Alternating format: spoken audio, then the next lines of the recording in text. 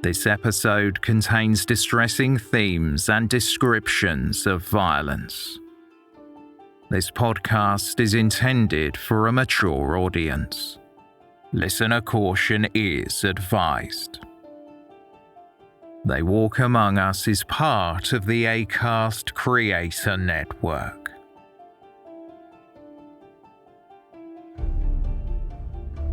When mutilated human remains are found scattered across Richmond in London, a remorseless killer will go to extreme lengths to distance themselves from the crime.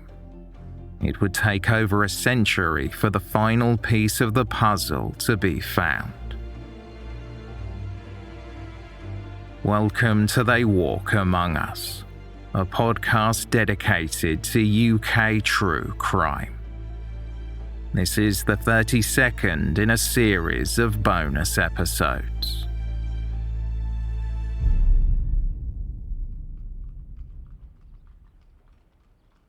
On Wednesday, March 5th, 1879, just as the sun rose, two coal merchants were making their way along the banks of the River Thames. As the cart approached Barnes Bridge, one of the men, Henry Wheatley, noticed something bobbing in the murky water. Henry told his colleague to stop the cart so he could have a look at the object. He walked towards the water's edge. Henry could see that it was a hinged wooden box. He pulled it on to the riverbank and found the lid was closed tightly and secured with cord. Henry pulled a knife from his pocket and severed the cord, but the heavy box remained sealed. Determined to know what was inside, he swung his foot, and the force of his boot splintered the box apart. Henry stumbled backwards as pieces of what appeared to be flesh wrapped in brown paper spilt out from the fractured package. He believed the contents were human remains and reported what he had found to the Barnes Constabulary. Inspectors travelled to the river with a local doctor in tow. Dr. Adams concurred that the remains were human, and so the body parts were gathered up and transported to the station for examination.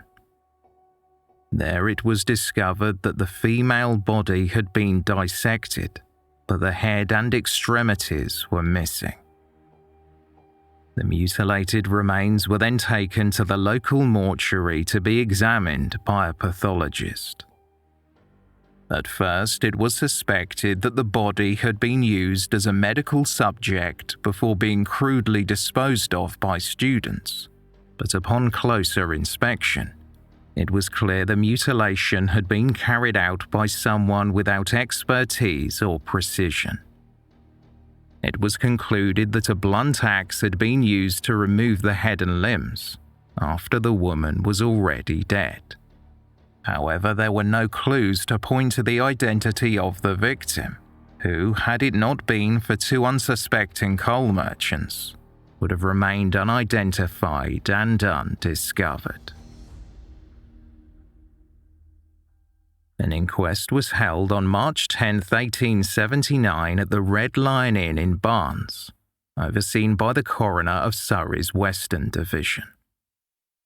Dr. Adams testified about the contents of the box. I found the trunk and other portions of the body of a woman. The heart was in the cavity of the chest.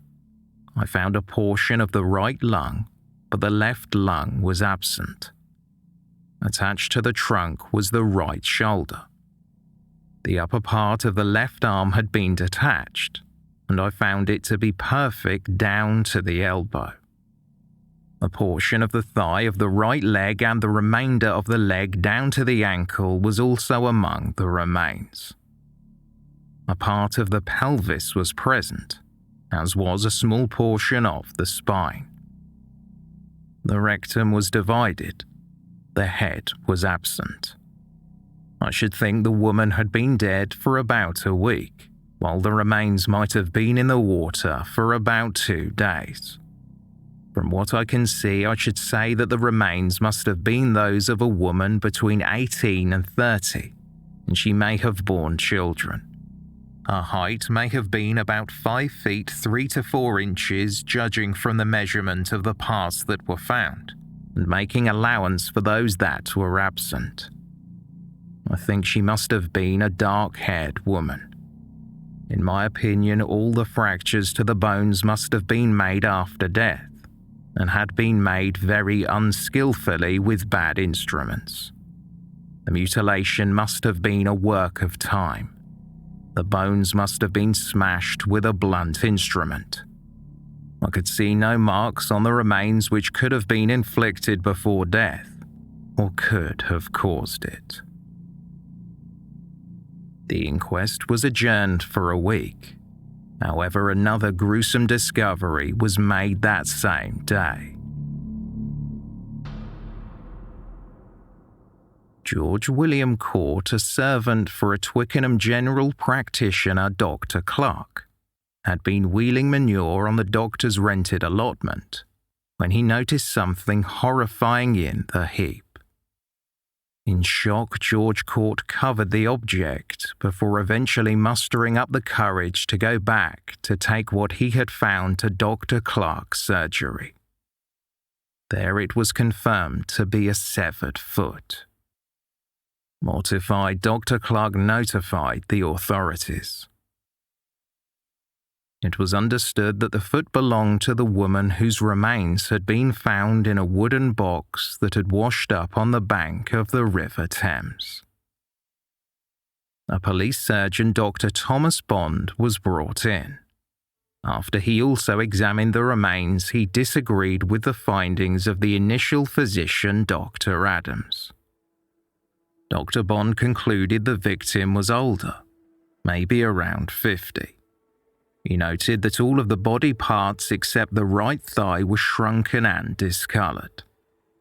At first, the appearance was attributed to the fact that the box had been in the Thames, but Dr. Bond came to another conclusion. He believed that they had been exposed to a very high temperature, which had softened the ligature and cartilage to such an extent that they had become almost gelatinous. They had been boiled. The inquest was adjourned in the hopes that in time, more body parts or the victim's identity would be uncovered.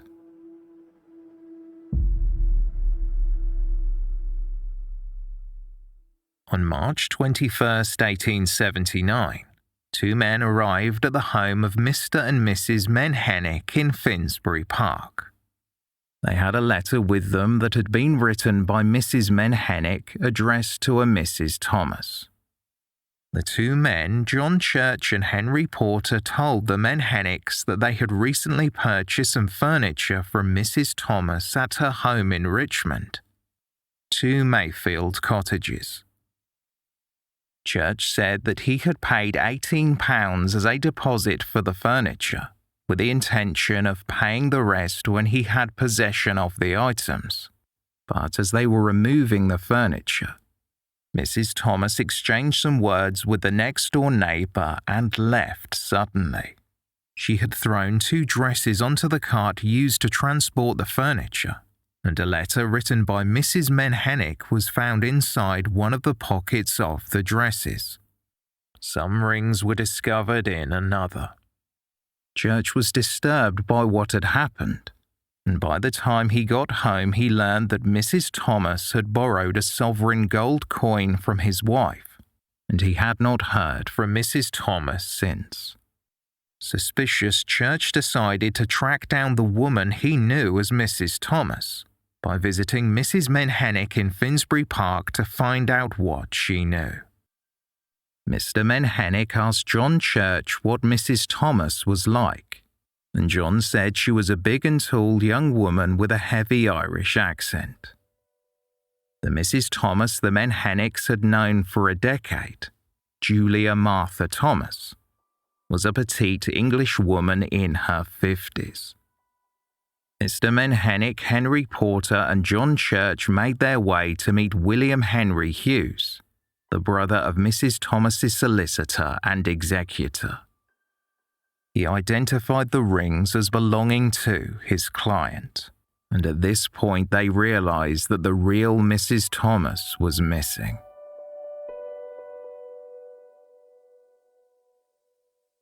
Julia Martha Thomas, more commonly referred to as Mrs. Thomas, was a twice-widowed, eccentric woman who moved frequently and mostly kept to herself.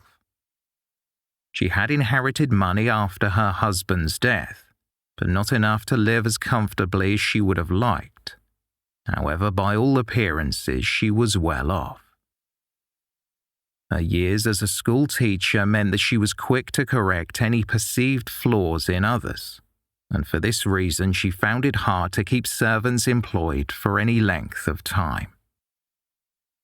Mrs. Thomas rented 2 Mayfield cottages from Mrs. Ives, who lived next door in the right portion of the semi-detached villa-style property. The large Victorian house was a lonely place for Mrs. Thomas, and she often had lodgers stay. But truth be told, she wanted a servant. Her friend Mrs. Loader recommended a young woman who had worked for her on occasion when Mrs. Loader's regular servant was unavailable. So upon this recommendation, Mrs. Thomas eagerly hired the woman. Mrs. Thomas was devoutly religious and attended the Presbyterian service at the lecture hall on Hill Street twice on Sundays. She was always punctual for the evening service, which began at 6:30, except on March 2nd when she arrived 15 minutes late. A friend's servant, Julia Nichols, noticed Mrs. Thomas in the lobby at 6:45 and said she appeared anxious. Her voice shaking, her face flushed. Her bonnet was also slipping from her head, an unusual sight for a woman who prided herself on her appearance and how she was perceived. Mrs. Thomas said that the reason she was late was due to the, quote, neglect of her servant to return home at the proper time. She also said that when she reprimanded the servant for her timekeeping, the young woman flew into a rage.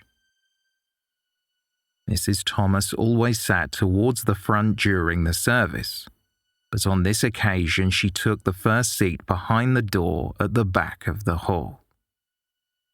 Julia Nichols recalled that Mrs. Thomas had left 10 minutes before the service ended.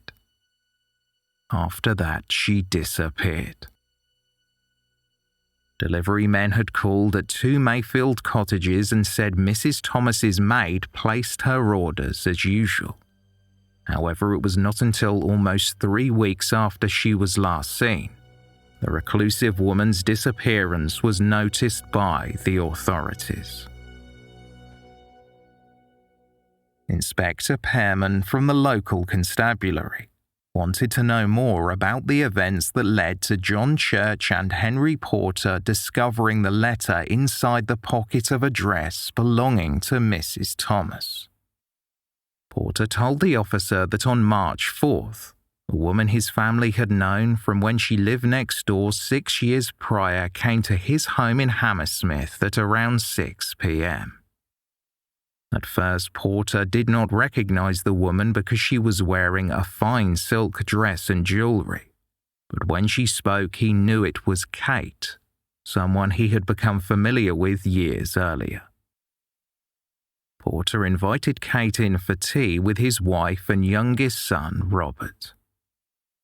Kate told them that she had married a man named Mr. Thomas, who had since died.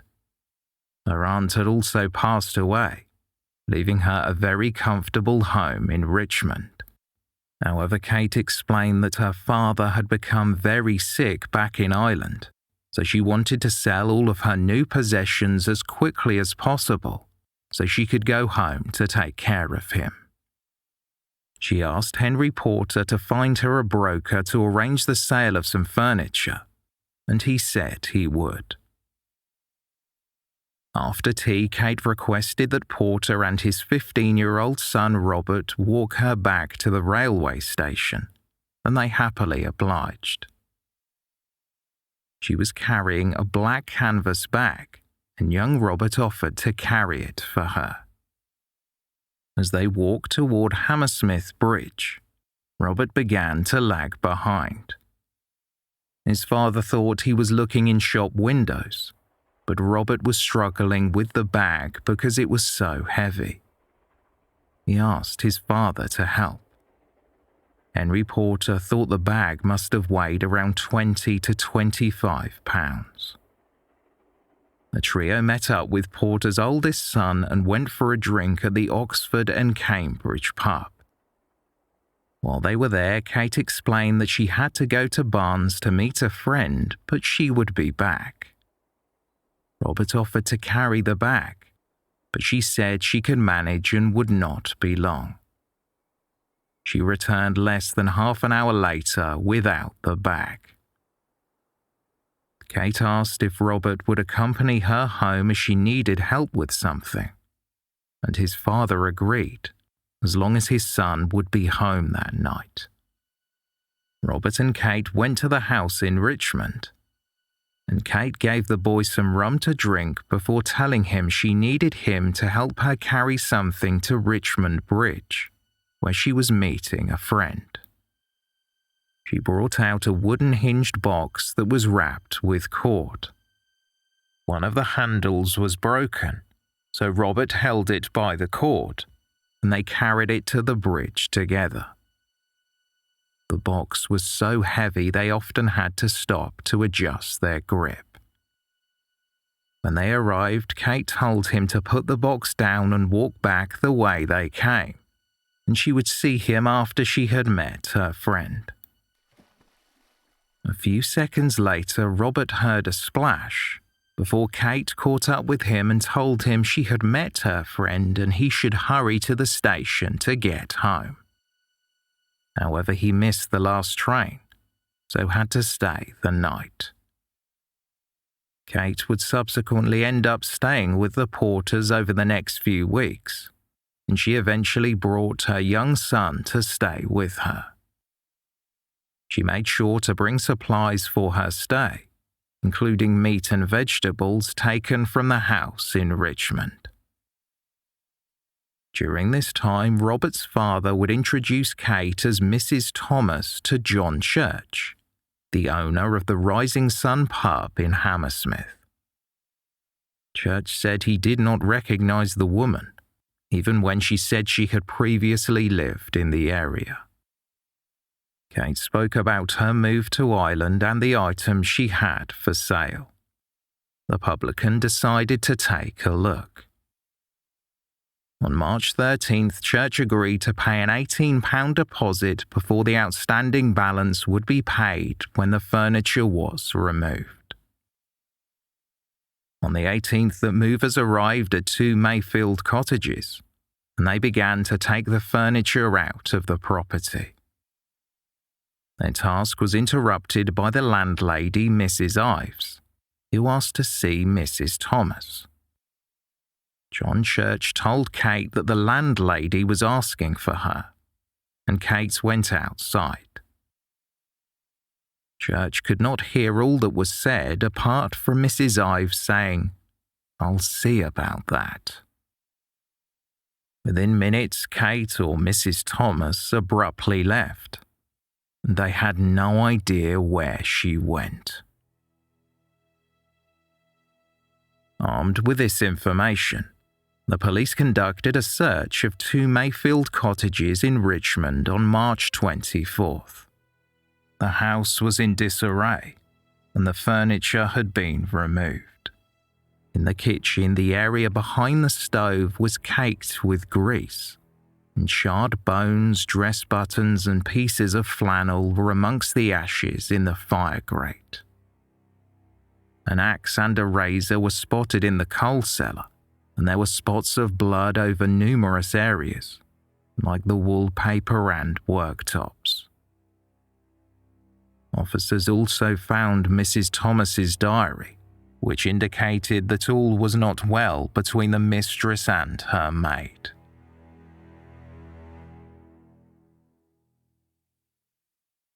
The investigators did not have to wait long to discover where the maid had gone.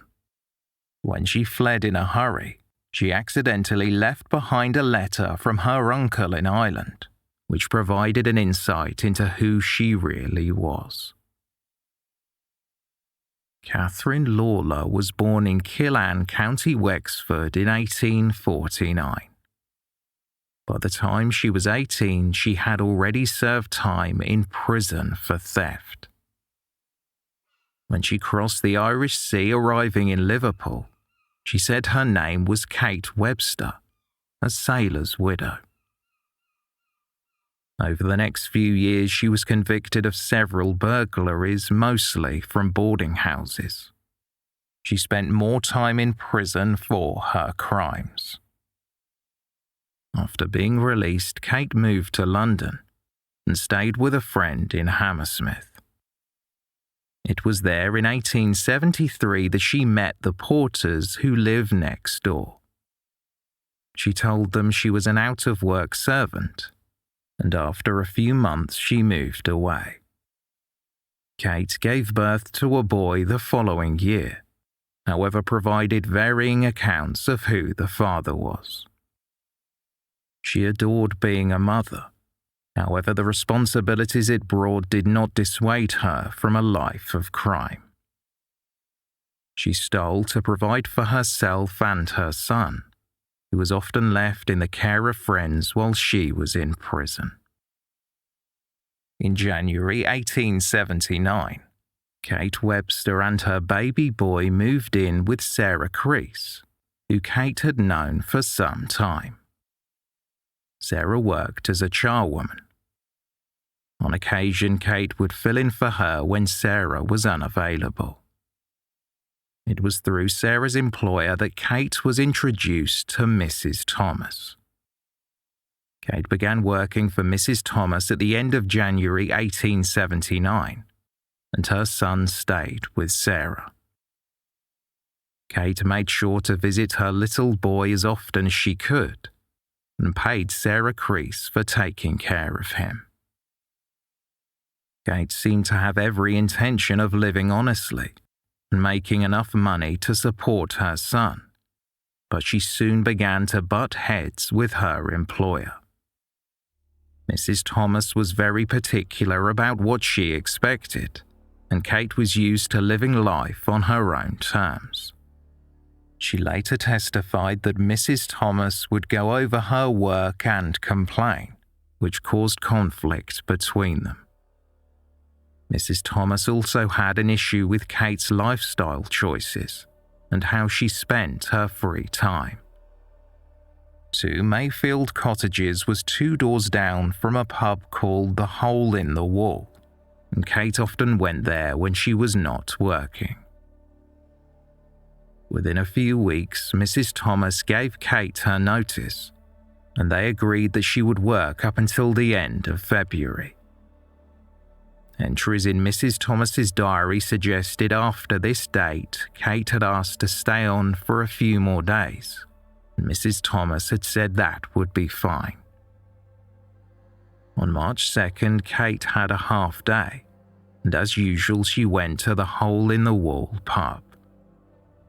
Kate was late back that evening, which delayed Mrs. Thomas and caused her to be late for a Presbyterian service. It was believed that something sinister had occurred when Mrs. Thomas returned home, and all of the evidence pointed towards Kate Webster as the perpetrator.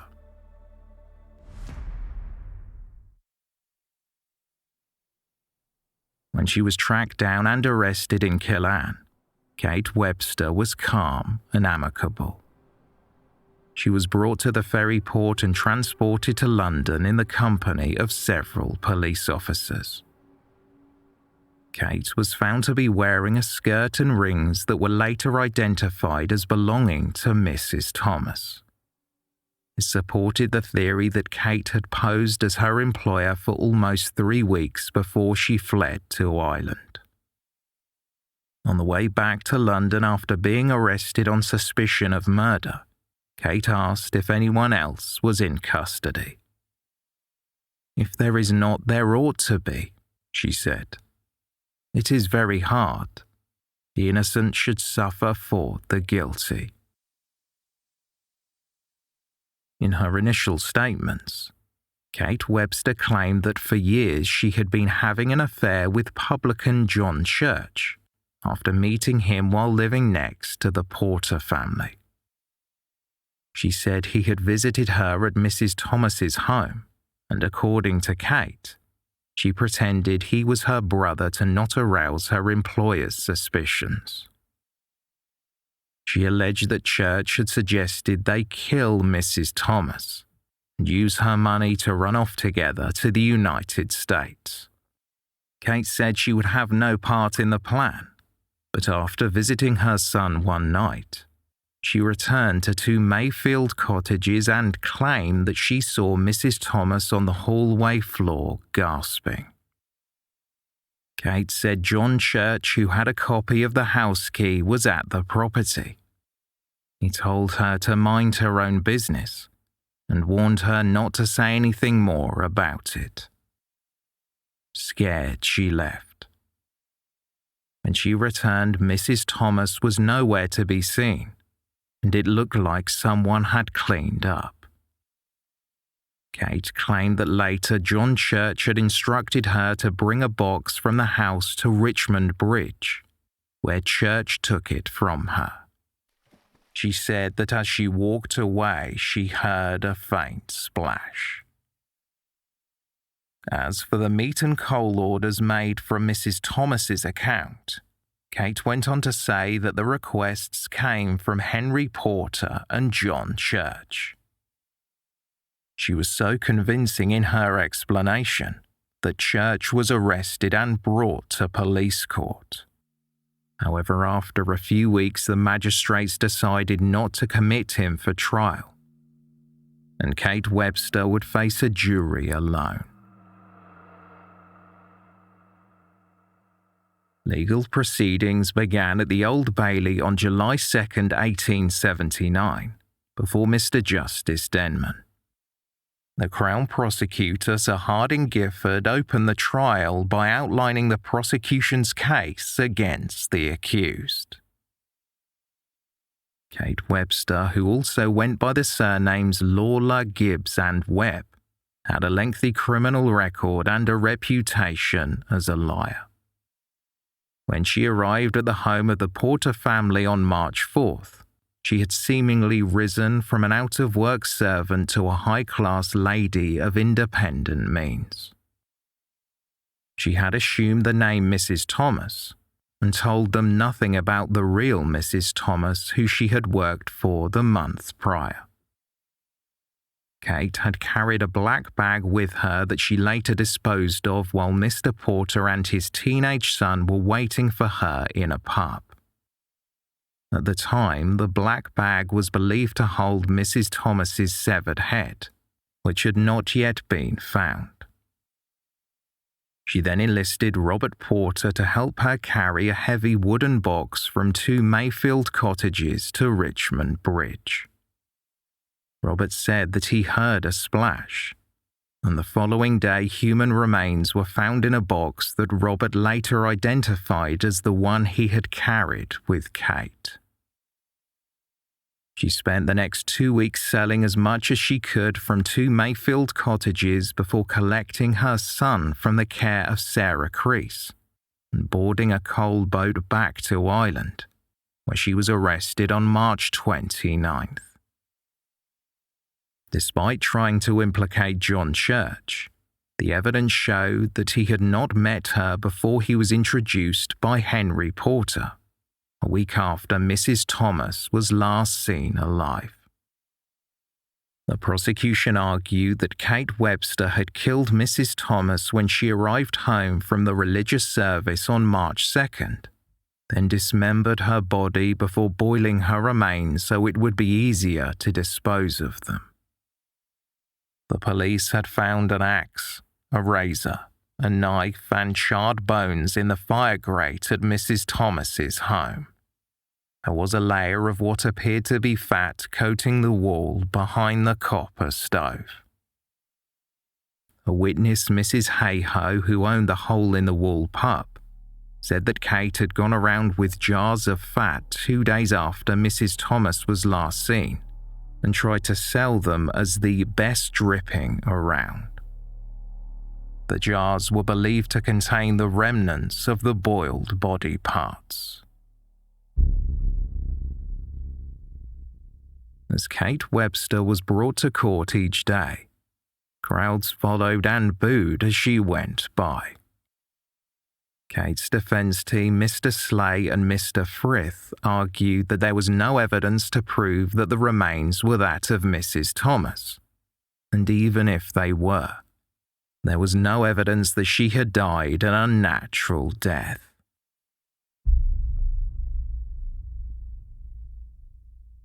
On July 8th, the jury returned with a verdict following an hour and 15 minutes of deliberations.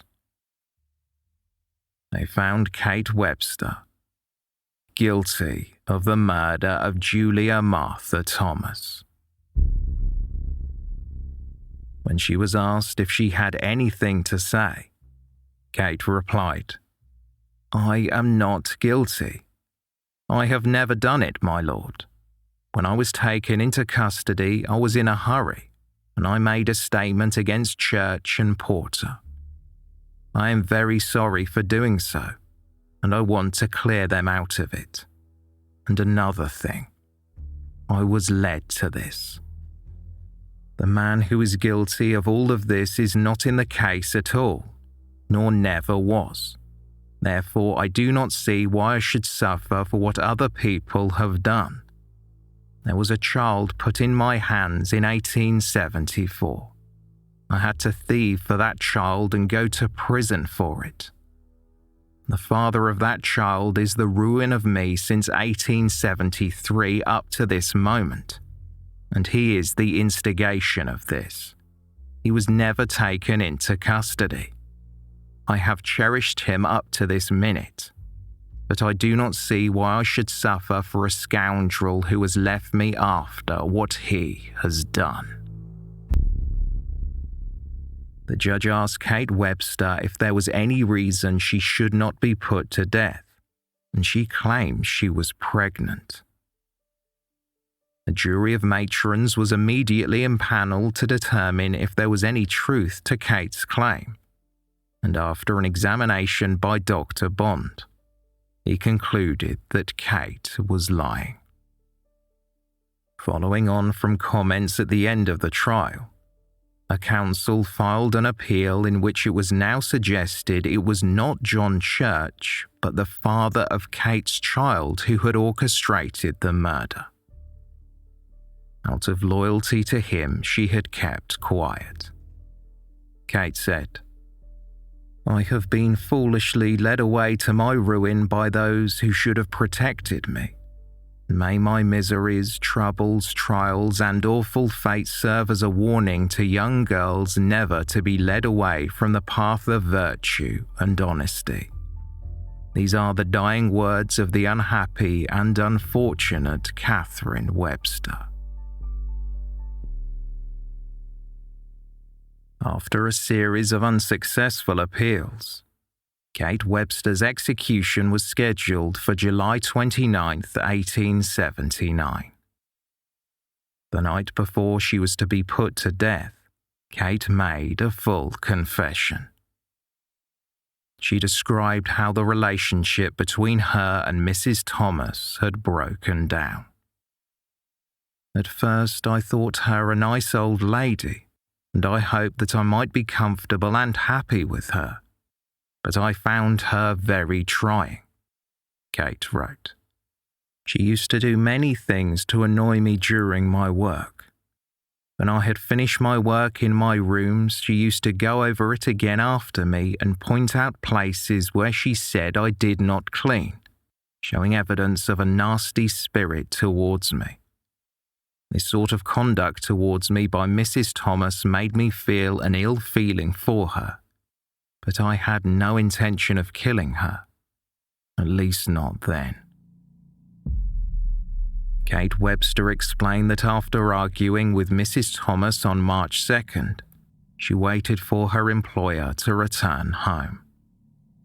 Mrs. Thomas went straight upstairs, and Kate followed. She said they argued, which escalated into what Kate referred to as a quarrel.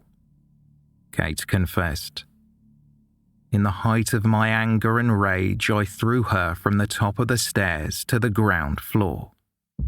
She had a heavy fall. I felt that she was seriously injured and I became agitated at what had occurred, lost all control of myself, and to prevent her from screaming and getting me into trouble, I caught her by the throat, and in the struggle she was choked, and I threw her on the floor. I then became entirely lost and without any control over myself, and looking on what had happened and the fear of being discovered, I determined to do away with the body as best I could. I chopped the head from the body with the assistance of a razor, which I used to cut through the flesh afterwards. I also used the meat saw and the carving knife. I prepared the copper with water to boil the body to prevent identity. As soon as I had succeeded in cutting it up, I placed it in the copper and boiled it. When I looked upon the scene before me and had blood around my feet, the horror and dread I felt was inconceivable. I failed several times in my strength and determination, but was helped on by the devil in this vile purpose." Kate explained that she had put Mrs. Thomas's head in the black bag she had carried to the porter's home, disposing of it in a way that she only disclosed to her solicitor. At the end of her signed confession, she wrote, "I am perfectly resigned to my fate and am full of confidence in a happy eternity. If I had a choice, I would almost sooner die than return to a life full of misery, deception, and wickedness." The bell tolled at Wandsworth Prison at 8:45 a.m. on July 29, 1879. Kate Webster was helped up the stairs to the gallows by the prison chaplain, who she had confessed to before being pinioned and brought to stand on the trapdoor. Just before the switch was pulled, she called out, "Lord, have mercy upon me." She was left to hang for an hour before being pronounced dead. However, the notoriety of the horrific crime still lived on. The following day, a bizarrely jovial sale was held at Mrs. Thomas's home where people could purchase her effects. Those who had followed the trial closely were delighted to see that John Church, who had been falsely implicated by Kate Webster, had enough money to purchase several items. A woman bought the bedspread from the victim's room and received rapturous laughter when she told her daughter, "That's for you to sleep in." The bag of evidence, which included the axe, sold for 5 shillings.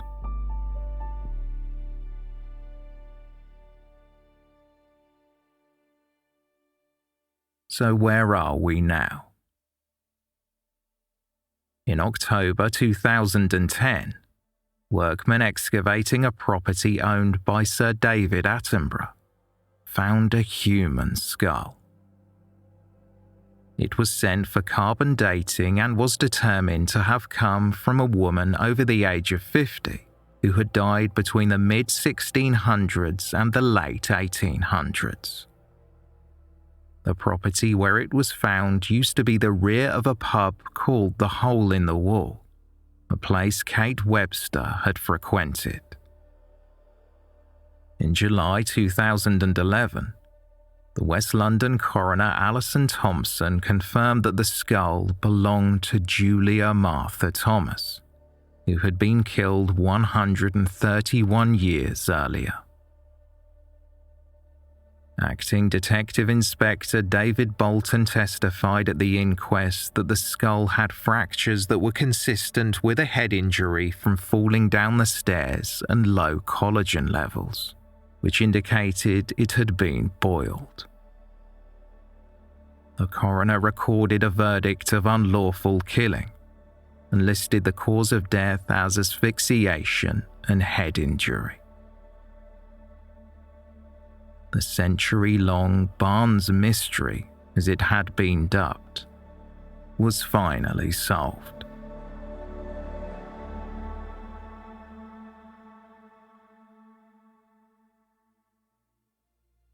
Thank you for listening, and special thanks to our patrons for their support. For more information on this episode, please see the show notes or visit our website, theywalkamonguspodcast.com.